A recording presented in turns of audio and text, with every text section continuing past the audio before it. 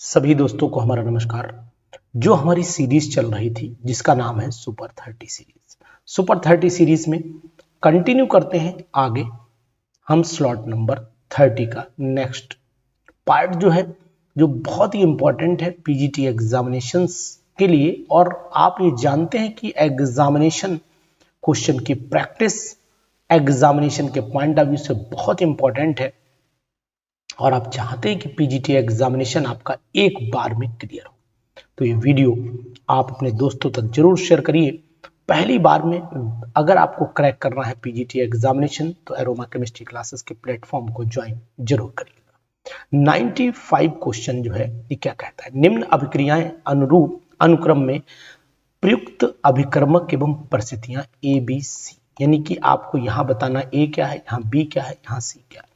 Benzene का nitration करोगे तो नाइट्रोबेंजीन, इसका आप रिडक्शन करोगे तो एनिलीन, और एनिलीन का डाइएजोटाइजेशन करोगे तो फिर बेंजीन डाइजोनियम क्लोराइड प्राप्त हो जाता है। तो इसका मतलब हुआ कि सबसे पहले हम नाइट्रेशन देखें और उसके बाद FeSCl देखें, और उसके बाद जो है हम लोग HNO2 0 डिग्री सेल्सियस, यानी कि सबसे बेस्ट जो ऑप्शन हमें यहाँ दिखाई दे रहा है वो बी ऑप्शन है, जो हमारे 95th क्वेश्चन के लिए बहुत ही इंपॉर्टेंट है।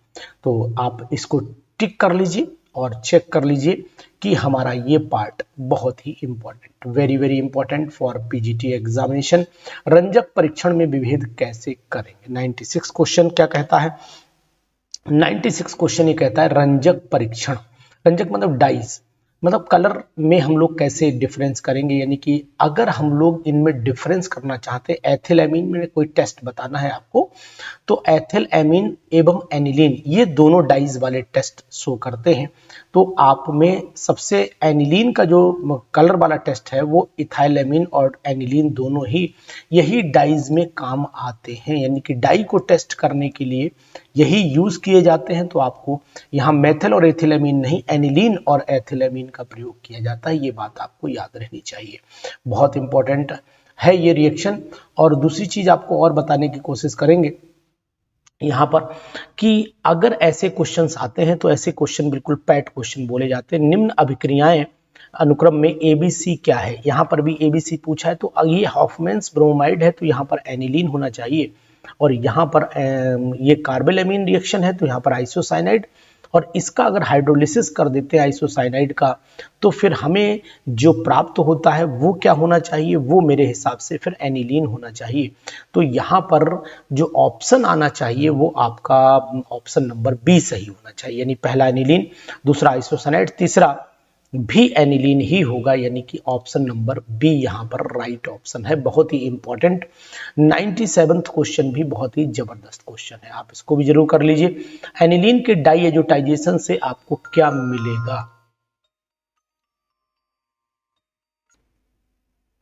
तो यहां पर आप 98 वाले क्वेश्चन पर चले आइए। 98 वाला क्वेश्चन कहता है डाइएजोटाइजेशन पर एनिलीन का अगर डाइएजोटाइजेशन कर दोगे तो क्या मिलेगा, तो आपको पता होना चाहिए ऑरेंज कलर के डाई मिलती है। ऑरेंज यहाँ पर कोई ऑप्शन पर्टिकुलर तो नहीं है, लेकिन लाल नारंगी वही ऑरेंज कलर बोला जाएगा, तो यहाँ पर इस ऑप्शन को आप सही कर लीजिए, जो एक बेहतर ऑप्शन आपके लिए है। 98 क्वेश्चन, उसके बाद ये 99 क्वेश्चन है, बहुत ही इंपॉर्टेंट।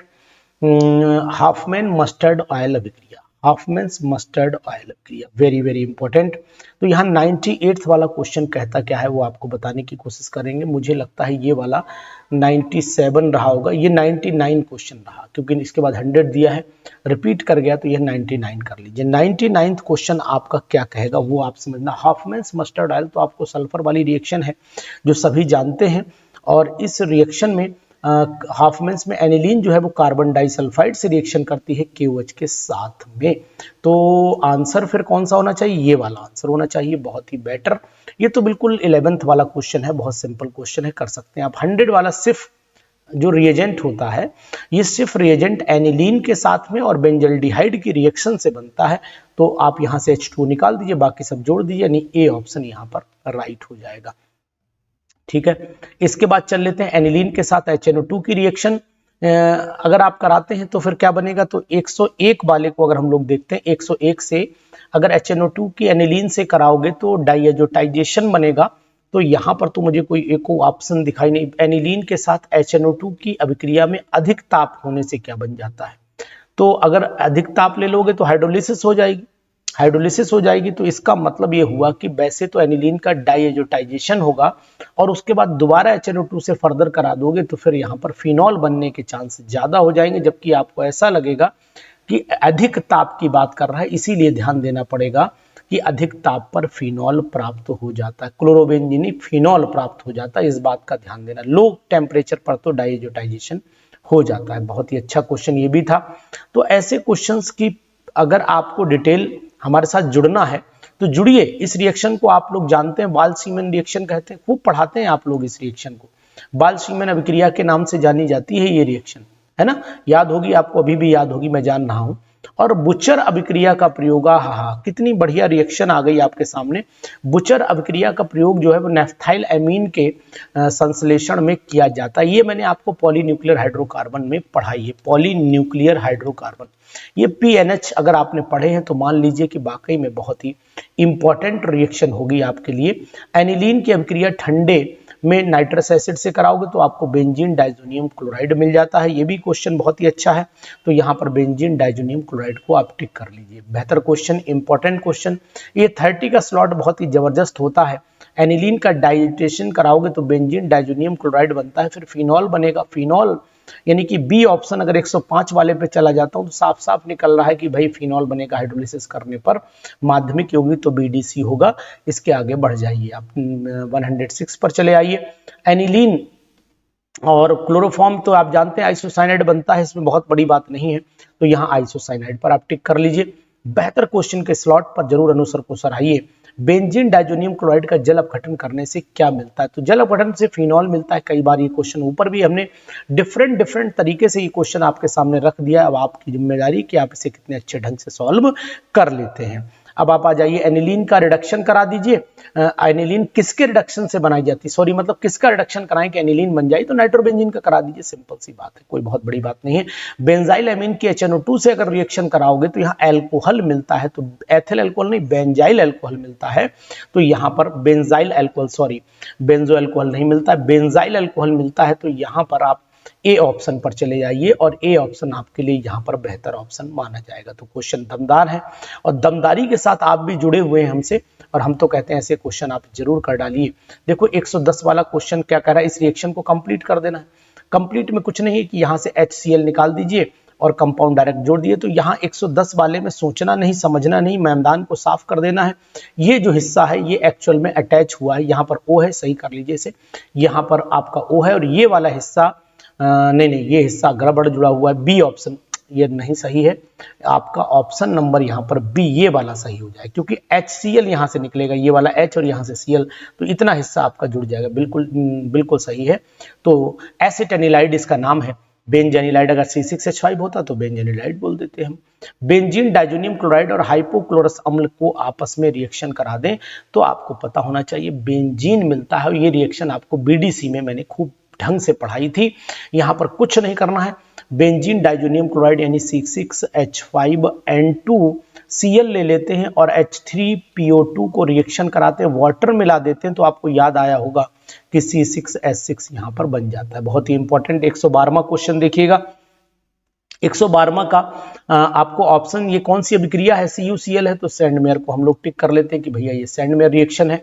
सैंडमेयर रिएक्शन पर इंपॉर्टेंट लगा दी। निम्न में से कौन सा यौगिक रंग परीक्षण देता है? निम्न में से कौन सा यौगिक रंग परीक्षण देता है? अभी हम लोग पीछे कर चुके हैं। बिल्कुल 113वां क्वेश्चन बहुत ही धुआंधार क्वेश्चन है।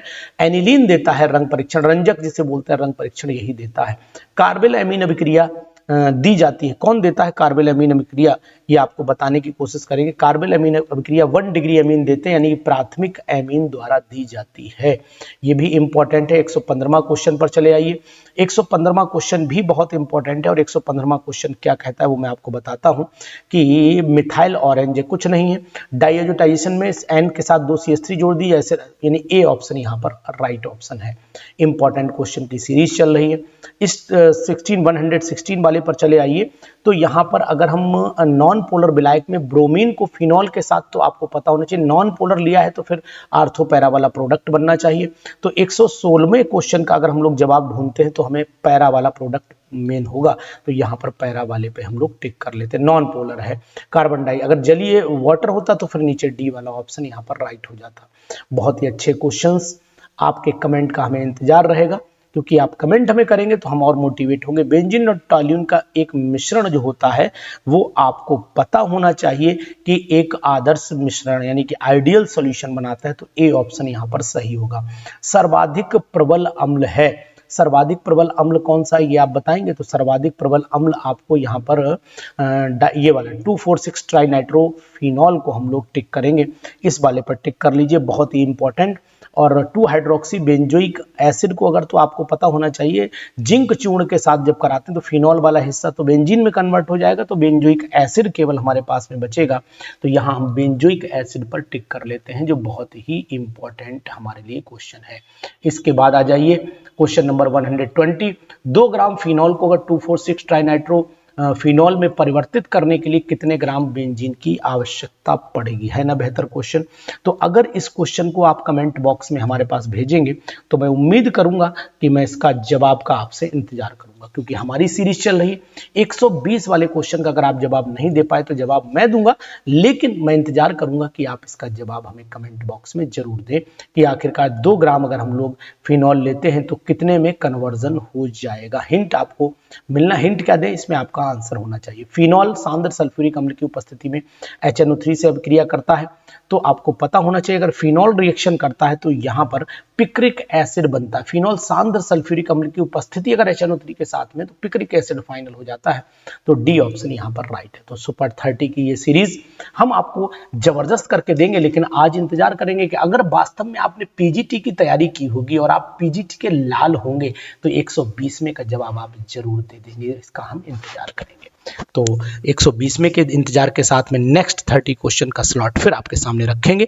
तैयारी भरपूर रखिए, मजबूती के साथ। हिंदी का पूरा स्लॉट अब हमारे साथ में। Thank you.